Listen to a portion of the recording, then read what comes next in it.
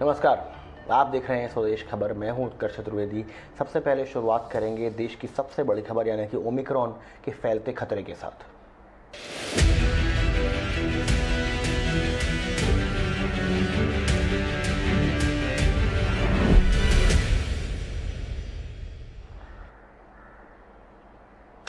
देश में कोरोना के बढ़ते आंकड़े अब डराने वाले हैं।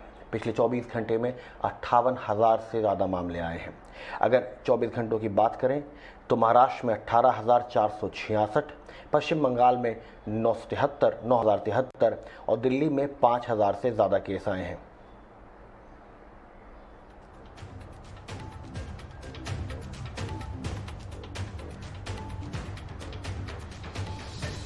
बुधवार को ओमिक्रॉन के कुल मरीजों की संख्या 2,000 पार हो चुकी है। देश के 24 राज्यों में अब कुल 2,135 मामले दर्ज किए गए हैं। मंगलवार को यह आंकड़ा 1,892 था। वहीं 828 लोग अब ओमिक्रॉन को मात देकर ठीक भी हो चुके हैं। सबसे ज़्यादा मामले अभी भी महाराष्ट्र में बने हुए हैं। महाराष्ट्र में कुल 653 और दूसरे नंबर पर दिल्ली, जिसमें जहाँ पे 464 मामले हैं। कर्नाटक में 225 मामले सामने आ चुके हैं।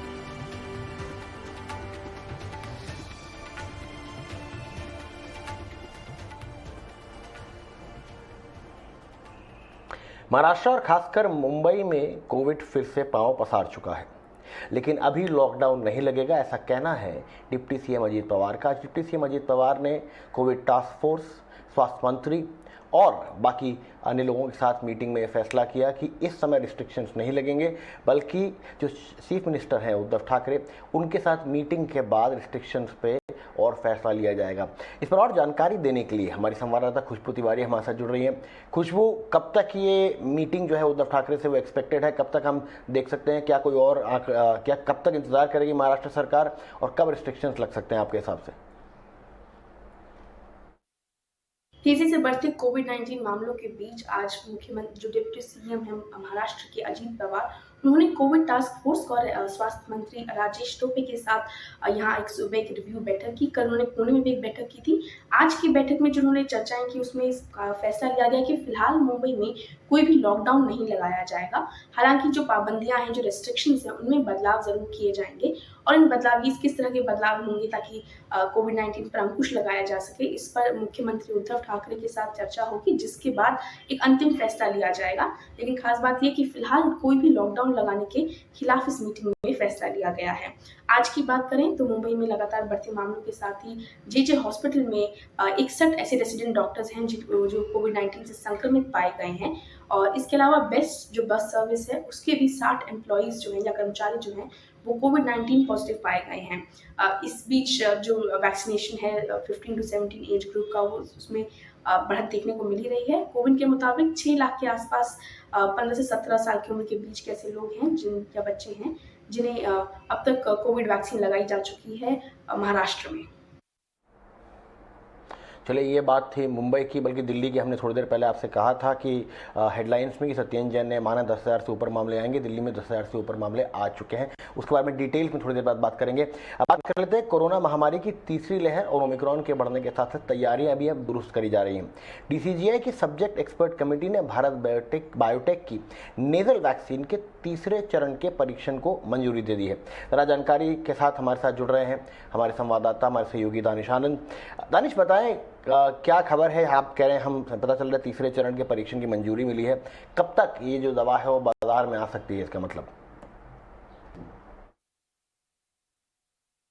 सब्जेक्ट एक्सपर्ट कमेटी ने भारत बायोटेक की इंट्रानेजल वैक्सीन को एक इन प्रिंसिपल अप्रूवल दिया है।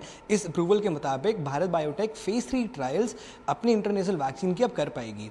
इन ट्रायल्स में कंपनी 2 तरह के ट्रायल्स करेगी। पहला ट्रायल जो किया जाएगा वो सुपीरियोरिटी ट्रायल किया जाएगा। साथ ही साथ जो दूसरे तरह का ट्रायल किया जाएगा उसमें बूस्टर डोज स्टडी ट्रायल किया जाएगा। इसके मुताबिक भारत बायोटेक आने वाले दिनों में 5,000 हेल्दी इंडिविजुअल्स को चुनेगा और इनके ऊपर आधे लोग ऐसे होंगे जिन्होंने कोविशील्ड इस्तेमाल किया है और आधे लोग ऐसे होंगे जिन्होंने कोवैक्सीन का इस्तेमाल करा है। तो इन पर फेज 3 ट्रायल किया जाएगा और इसका डेटा कुछ समय के बाद सब्जेक्ट एक्सपर्ट कमेटी को दिया जाएगा और जब सब्जेक्ट एक्सपर्ट कमेटी को फेज 3 ट्रायल का डेटा मिल जाएगा तो उसके बाद हम उम्मीद कर सकते हैं कि भारत को पहला इंटरनेशनल वैक्सीन मिल जाएगा। और ये सबसे खास बात इसमें यह है कि ये जो वैक्सीन जो होगी वो एक बूस्टर डोज के तौर पर भी इस्तेमाल करी जा सकेगी। और ये डेवलपमेंट उस समय हो रहा है जब हम देख रहे हैं कि देश में दिन भर दिन कोविड के जो केसेस हैं और खासकर ओमिक्रॉन वेरिएंट के जो केसेस हैं उन्होंने काफ़ी एक रफ्तार पकड़ ली है। चलिए, कोरोना के बढ़ते मामलों को लेकर लव अग्रवाल जो हेल्थ सेक्रेटरी हैं यूनियन गवर्नमेंट की, उन्होंने भी प्रेस कॉन्फ्रेंस करी और उन्होंने बताया कि 4 जनवरी को पूरी दुनिया में जितने केसेस आए हैं वो कोरोना महामारी की शुरुआत में सबसे ज़्यादा नंबर है। कितने केसेस आए हैं? 25.2 लाख मामले दर्ज किए गए हैं। इसमें करीब 65% मामले America, UK, France, Italy, Spain से मिले हैं। स्वास्थ्य मंत्रालय ने यह भी बताया कि बीते 8 दिनों में भारत में कोरोना के मामलों में 6.3% से ज़्यादा की बढ़ोतरी हुई है। 29 दिसंबर को केस पॉजिटिविटी रेट 0.79% था, जो कि 5 जनवरी को बढ़कर 5.03 हो गया है। ये सुन लेते हैं उनकी बात को। जहां इससे पहले दुनिया की सर्ज के बारे में देखा गया तो जहां एक स्थाई पर 23 अप्रैल को डेली एवरेज केसेस 9 लाख के करीब दुनिया में रिपोर्ट हुए थे, तो पिछले 24 घंटे में यह संख्या बढ़कर 25,26,837 केसेस हुई है। और अगर हम 30 दिसंबर का डेटा देखें, जो कि इससे 4 दिन पुराना डेटा है, तो on an average 19.49 lakh cases दुनिया में रिपोर्ट हुए हैं। हमें यह लगता है कि जो 25 लाख का जो सर्ज दिखा रहा है वह बहुशः बहुत चांसेस हैं कि जो कुछ देशों में डेटा थोड़ा लेट रिपोर्ट हुआ है न्यू ईयर और फेस्टिविटीज की वजह से, शायद उसकी वजह से यह एक ग्रोथ नोट की गई है। लेकिन अगर हम 30 दिसंबर का डेटा देखें तो लगता है कि पूरी दुनिया में ओवरऑल एक हाई सर्ज नोट किया जा रहा है। और 4 जनवरी के डेटा को फर्दर एनालाइज करें तो पाते हैं कि 65% के करीब केसेस 5 देशों में रिपोर्ट हुए हैं, जिसमें United states, United kingdom, France, Italy और स्पेन हैं। चलिए बात कर लेते हैं पंजाब की, जहां पे प्रधानमंत्री नरेंद्र मोदी को अपना दौरा जो फिरोजपुर में वो करने वाले थे वो रद्द करना पड़ा है। केंद्रीय गृह मंत्रालय ने इसे पीएम मोदी की सुरक्षा में चूक माना है और जो स्टेट गवर्नमेंट है उससे इसका जवाब भी मांगा है। दरअसल पीएम मोदी आज सुबह भटिंडा एयरपोर्ट पर उतरे और वहां से उन्हें हेलीकॉप्टर से हुसैनीवाला में शहीद स्मारक जाना था, लेकिन खराब मौसम के चलते उन्होंने सड़क के रास्ते हुसैनीवाला जाने का फैसला किया। लेकिन रास्ते में ही पीएम मोदी का काफिला किसान के विरोध प्रदर्शन के चलते जाम में फंस गया। उसके बाद पीएम मोदी को वापस भटिंडा एयरपोर्ट लौटना पड़ा। कहा यह भी जा रहा है कि प्रधानमंत्री मोदी को करीब 15 से 20 मिनट तक उस फ्लाईओवर पर रुके रहना पड़ा।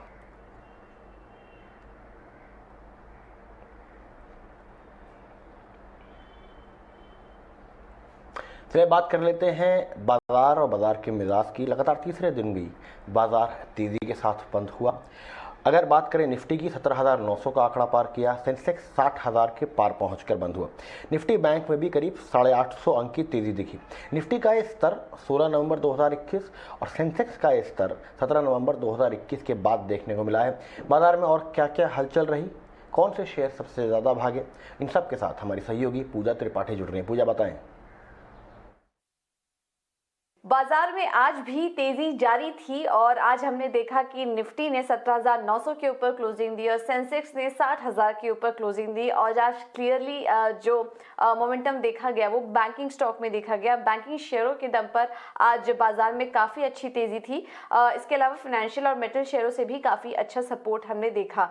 FIC कैश मार्केट में भी लगातार तीसरे दिन से खरीदारी ही चल रही थी। अगर 3 दिनों में देखेंगे तो कैश में भी अच्छी बाइंग दिखी। FIC की तरफ से करीब 2,700 करोड़ रुपए से ज्यादा के शेयर्स भी खरीदे हैं और इसी के चलते देखिए हम बाजार में लगातार एक तेजी का मोमेंटम देख रहे हैं। लेकिन आज के सेशन में आज हमने देखा कि IT, पावर और फार्मा शेयरों में बिकवाली देखने को मिली है। निफ्टी के टॉप गेनर्स की बात करें तो बजाज फिनसर्व और बजाज फाइनेंस थे आज के टॉप गेनर्स।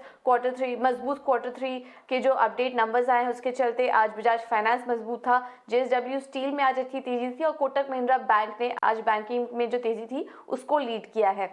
निफ्टी में गिरने वाले शेयरों में आज कमजोरी दिखी है। IT शेयरों में Tech Mahindra, Infosys, HCL Tech ये सभी टूटे थे आज और डिवीज लैब में भी आज कमजोरी देखी गई है। मेटल स्टॉक्स में आज जो हलचल थी उसमें जिंदाल स्टील तो था ही, इसके अलावा JSW स्टील, सेल और टाटा स्टील यहाँ पर भी आज मजबूत गेन्स देखने को मिले हैं। कुछ स्टॉक्स खबरों के दम पर भी चले हैं। यू स्मॉल फाइनेंस बैंक में जिस तरह के क्वार्टरली अपडेट आ रहे हैं उसके चलते आज यहाँ पर तेजी दिखी। बजाज फाइनेंस में भी जो अपडेट्स आए वो भी काफ़ी अच्छे थे और यहाँ पे भी अच्छी मजबूती देखने को मिली है। और थर्मेक्स ने भी कुछ ऑर्डर्स जीते हैं और इसके चलते आज सुबह से हम देख रहे हैं यहाँ पर भी तेजी का जो रुझान था वो बना हुआ था। फर्टिलाइजर शेयरों में आज एक अच्छा बाइंग देखी गई। चंबल फर्टिलाइजर्स, नेशनल फर्टिलाइजर और राष्ट्रीय केमिकल फर्टिलाइजर्स यहाँ पर भी काफ़ी अच्छा मोमेंटम देखने को मिला। और कुछ और स्पेस जहाँ पर की तेजी देखी गई, इसमें पेपर स्टॉक्स में देखिए Sesha Sai papers, west coast papers और JK पेपर्स, ये कुछ ऐसे स्पेसिफिक पॉकेट्स थे जो कि आज मजबूती के साथ कारोबार कर रहे थे। चलिए, बहुत बहुत शुक्रिया पूजा इस जानकारी के साथ जुड़ने के लिए। हमने आपको कल बताया था कि फ्यूचर ग्रुप को हाई कोर्ट की सिंगल बेंच से झटका लगा है। वो चाहते थे कि सिंगापुर में जो चल रहा आर्बिट्रेशन है उसे रोक दिया जाए। आज फ्यूचर ग्रुप ने एक नई बेंच यानी कि डिविजनल बेंच में ये अपील करी और यहाँ पे उनको कामयाबी हाथ मिली है। 1 फरवरी को अब इसकी सुनवाई होगी। कल हाईकोर्ट की सिंगल बेंच ने इस पर रोक लगा दी थी। अब आगे क्या मामला है और इस पर कितना फ़र्क पड़ेगा पूरे फ्यूचर और अमेजॉन की इस डील पे, हमारे साथ जुड़ गए हैं अभिमन्यु शर्मा बात करने के लिए। अभिमन्यु, बताएं। दिल्ली हाईकोर्ट की डिवीजन बेंच ने सिंगापुर ट्राइब्यूनल प्रोसीडिंग्स को रोक दिया है जो फ्यूचर ग्रुप और अमेजॉन के बीच चल रही थी। अमेजॉन को नोटिस जारी करते हुए दिल्ली हाईकोर्ट की डिवीजन बेंच अब फ्यूचर ग्रुप की याचिका पर 1 फरवरी को सुनवाई करेगी। फ्यूचर ग्रुप ने कल सिंगल जज द्वारा दिए गए ऑर्डर को चुनौती दी थी, जिसे अब रोक दिया गया है अगली हियरिंग तक। जरूर ये बात फ्यूचर ग्रुप के लिए एक राहत की है, क्योंकि दिल्ली हाईकोर्ट ने CCI के ऑर्डर को देखते हुए इस स्टे ऑर्डर को दिया है और कोर्ट ने यह भी फरमाया कि अगर ट्राइब्यूनल प्रोसीडिंग्स को नहीं रोका गया तो फ्यूचर ग्रुप के इंटरेस्ट्स को नुकसान हो सकता है। हालांकि अमेजॉन ने यह फरमाया था कि सिंगापुर ट्राइब्यूनल CCI ऑर्डर को दरकिनार नहीं कर रहा और 7 जनवरी पर इस पे सुनवाई करेगा। लेकिन फ्यूचर ग्रुप ने यह कहा था कि जब पिछले महीने पहले ही CCI ने अपने उस आदेश को निरस्त कर दिया था जिसके तहत अमेजॉन को फ्यूचर ग्रुप में निवेश करने की इजाजत दी गई थी 2019 में, अब ट्राइब्यूनल प्रोसीडिंग्स को चलाना बेमानी होगा। इसी के चलते फ्यूचर ग्रुप ने कल आए सिंगल जज बेंच ऑर्डर को आज डिवीजन बेंच के सामने चुनौती दी थी, जिसमें यह बहुत बड़ी राहत की बात उनके लिए इस वक्त सामने आई है। चलिए, अब बात कर लेते हैं ऑटो सेक्टर की। फाडा यानी कि जो डीलर एसोसिएशन है उसके रिटेल आंकड़े आए हैं। वो आंकड़े निराशाजनक हैं। अगर आप पैसेंजर व्हीकल्स और 2 व्हीलर्स की बात करें तो दोनों में आपको गिरावट दिखेगी। पैसेंजर व्हीकल्स में 11%, ट्रैक्टर्स में 10% और 2 व्हीलर्स में 20% की ईयर ऑन ईयर गिरावट है। ऑटो सेक्टर के लिए राहत की बात यह है कि 2020 के मुकाबले 2021 में 3 व्हीलर की बिक्री 59% और कमर्शियल व्हीकल की बिक्री 14% की तेज़ी के साथ दर्ज की गई है। पर हम आपको ये बता दें कि पिछले साल की अगर हम बात करते हैं तो ये दोनों सेक्टर्स थी जो बिल्कुल ही ऊपर नहीं उठ पाए थे। तो अगर आप लोअर बेस पे इसको कंपेयर करेंगे तो वो भी ग्रोथ इतनी ज़्यादा नहीं है।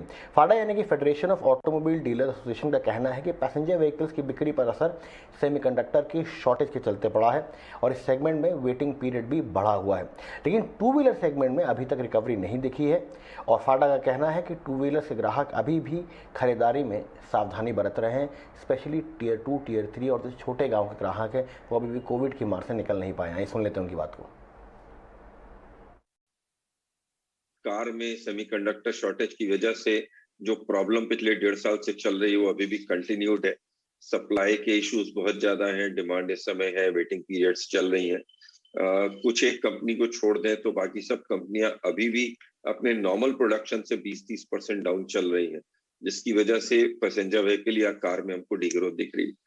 2 व्हीलर एक अजीब सी स्थिति बन चुकी है पिछले 2 साल से। नॉर्मली हमने देखा था लास्ट टाइम जब लॉकडाउन हुआ फिर खुला तो ग्रोथ आई, फिर ठीक हुई, फिर थोड़ा डाउन हुई, फिर अप हुई। लेकिन 2 व्हीलर एक ऐसी स्थिति हो चुकी है कि रेगुलर ही डिग्रोथ दिख रही है हमको। और जो मार्केट की स्थिति है, रूरल इंडिया की अभी आज की डेट में स्थिति है, जो एंट्री लेवल मार्केट की स्थिति है, वो कुछ इंप्रूव होती हुई दिख नहीं रही।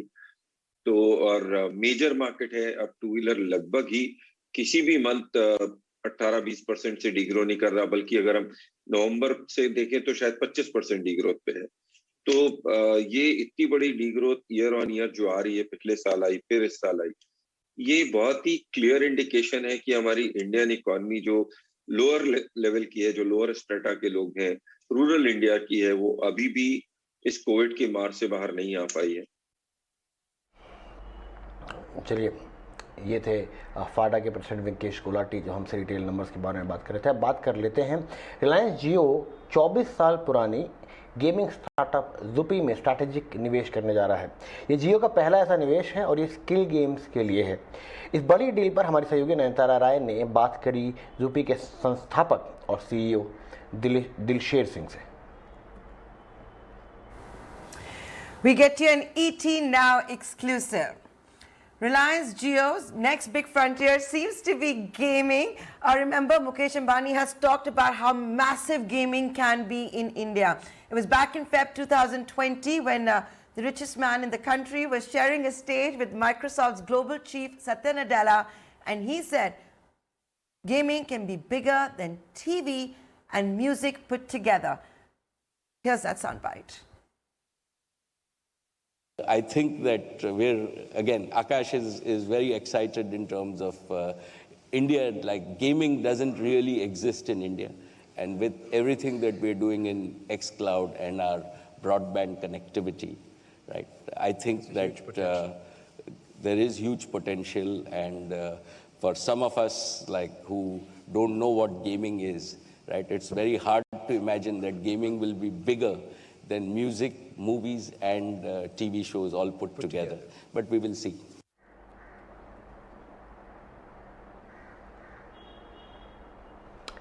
चलिए, ज़ुपी के साथ निवेश से पहले रिलायंस के चेयरमैन मुकेश अंबानी ने माइक्रोसॉफ्ट सीईओ से गेमिंग में निवेश पे क्या कहा था, वो भी सुन लेते हैं। आइए। I think that Akash is very excited in terms of India, like gaming doesn't really exist in India. And with everything that we're doing in xCloud and our broadband connectivity, right, I think that there is huge potential. And for some of us like who don't know what gaming is, right, it's very hard to imagine that gaming will be bigger than music, movies and TV shows all put together. But we will see.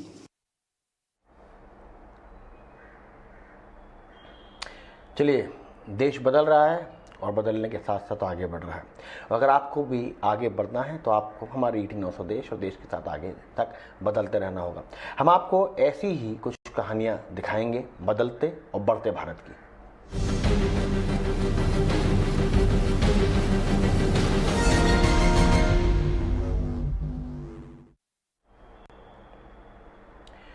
चलिए, आज से देश में पहला silver ETF का आगाज़ हो चुका है। अब गोल्ड के साथ साथ सिल्वर में भी ETF के जरिए निवेश कराया जा सकेगा। सिल्वर ETF के जरिए चांदी की कीमतों पे भी आप ट्रैक रख सकते हैं। क्या है सिल्वर ETF और इसके बारे में और जानकारी के लिए हमारे सहयोगी विश्वमोहन हमारे साथ जुड़ रहे हैं। विश्वमोहन, थोड़ा बताइए हमें इसके बारे में।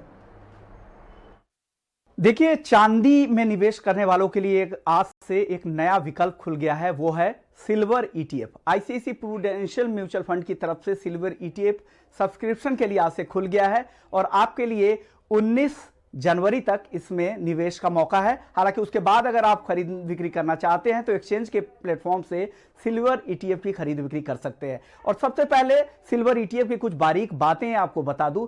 सबसे अच्छी बात यह है कि सिल्वर ETF अगर आपको होल्डिंग के झंझट से, क्योंकि सिल्वर की स्टोरेज वैल्यू काफी ज्यादा होती है, तो आपको होल्डिंग की झंझट से मुक्ति मिल जाएगी।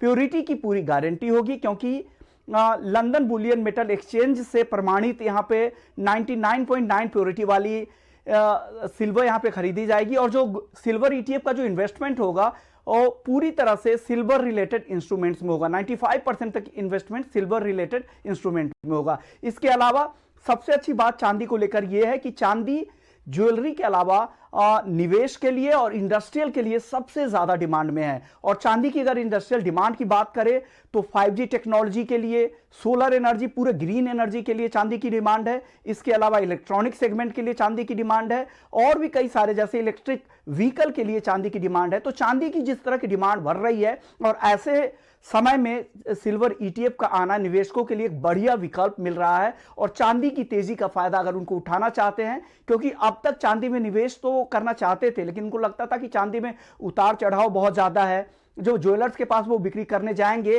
तो वो भाव उस तरह के नहीं मिलते हैं, जो मार्केट के प्राइसेस दिखते हैं वायदा बाजार में उससे काफी डिस्काउंटेड रेट पर ज्वेलर्स उनको पैसे देते थे। इस वजह से भी तो उन लोगों का रुझान निवेश के तौर पर कम था, गोल्ड पर फोकस था। गोल्ड के पास ETF का भी विकल्प था, लेकिन चांदी की ETF आने के बाद अब बेहतर विकल्प देश में लोगों को मिल पाएगा। तो अब ICICI प्रू के बाद कई सारे म्यूचुअल फंड हाउसेस आगे भी सिल्वर ETF लॉन्च करने वाले हैं। उसमें HDFC mutual fund, ABSL mutual fund, DSV mutual fund, ये सारे म्यूचुअल फंड्स के सिल्वर ETF आने वाले दिनों में आपके पास होंगे।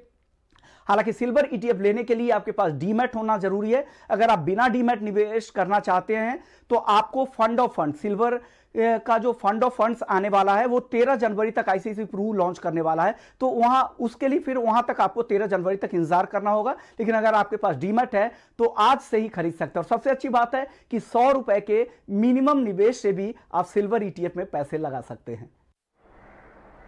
चलिए, सरकार ने साल 2019 में अटके हुए हाउसिंग प्रोजेक्ट्स में फंडिंग की समस्या को दूर करने के लिए special window for affordable and mid income housing यानी स्वामी स्कीम की शुरुआत की थी। अब खबर यह है कि सरकार इसका दायरा आगे बढ़ाने की तैयारी में है। ताज़ा अपडेट के साथ हमारे सहयोगी प्रकाश प्रियदर्शी मौजूद है। प्रकाश, बताएं। देखिए, सूत्रों के हवाले से जो जानकारी हमें मिल रही है उसके हिसाब से सरकार हाउसिंग सेक्टर में अटके हुए प्रोजेक्ट्स को समय पर पूरा करने के लिए और ज्यादा राहत दे सकती है और इसकी घोषणा आगामी बजट में की जा सकती है। मैं आपको बता दूं कि हाउसिंग सेक्टर में जो अटके हुए प्रोजेक्ट्स हैं उन्हें लास्ट माइल फंडिंग उपलब्ध कराने के लिए सरकार ने 2019 में एक स्पेशल फंड की घोषणा की थी। उसके दायरे को बढ़ाया जा सकता है, जैसा कि हमें सूत्र बता रहे हैं। इस स्पेशल फंड का नाम है special window for affordable and mid income housing. सूत्र हमें बता रहे हैं कि दो तरीके से इसके दायरे को बढ़ाया जा सकता है। एक तो जो इस तरह के प्रोजेक्ट्स में जो घरों की अधिकतम कीमत है उसको बढ़ाया जा सकता है, उसके लिमिट को, और साथ ही साथ अगर किसी प्रोजेक्ट्स में कुछ कम भी काम पूरा हुआ हो तो भी उसको इस फंड के जरिए फंडिंग दी जा सकती है। मैं आपको बता दूं कि इस वक्त जो है मुंबई जैसे शहर में अगर किसी प्रोजेक्ट में घरों की अधिकतम कीमत 2 करोड़ रुपए है और वो प्रोजेक्ट अटका हुआ है, उसी तरीके से दिल्ली NCR में, कोलकाता, हैदराबाद, चेन्नई जैसे जो शहर है वहां पे घरों की कीमत किसी प्रोजेक्ट में 1.5 करोड़ रुपए तक है, और साथ ही साथ बाकी शहरों में अगर घरों की कीमत 1 करोड़ रुपए तक है और वो प्रोजेक्ट अटका हुआ है तो उन्हें इस स्पेशल फंड के जरिए फंडिंग जो है उपलब्ध कराई जाती है। सूत्र हमें यह भी बता रहे हैं कि सरकार जो है कोविड के बाद कई ऐसे हाउसिंग प्रोजेक्ट्स हैं जहां पर लिक्विडिटी की दिक्कत आ रही है, लिहाजा इस फंड का इस्तेमाल वैसे हाउसिंग प्रोजेक्ट्स के लिए भी किया जा सकता है। साथ ही साथ इस फंड में सरकार का जो एलोकेशन है 10,000 करोड़ रुपए से उसको बढ़ाया जा सकता है और जो बाकी की रकम है वो इंस्टीट्यूशनल इन्वेस्टर्स की तरफ से आएंगे। सूत्र हमें बता रहे हैं कि शहरी विकास मंत्रालय ने इस बात की सिफारिश की है कि इस स्कीम के दायरे को बढ़ाया जाए, क्योंकि इसका काफी फायदा हो रहा है हाउसिंग सेक्टर्स में। NPA को कम करने में मदद मिल रही है और उम्मीद ये की जा रही है कि इस स्कीम के जरिए हर साल कम से कम 10,000 जो घर हैं जो कि अटके हुए हैं सालों से, उसका पोजीशन होम बायर्स को मिल सकता है और साथ ही साथ हाउसिंग सेक्टर में जो NPA की समस्या है उसको भी दूर करने में मदद मिल सकती है। चलिए, स्वदेश खबर के इस एडिशन में आज के लिए इतना ही, लेकिन अपना और अपनों का ख्याल रखें और याद रहे कोविड अभी गया नहीं है। कोविड अप्रोप्रिएट बिहेवियर का बहुत बहुत बहुत सख्ती से पालन करना है। देखते रहिए टीवी स्वदेश।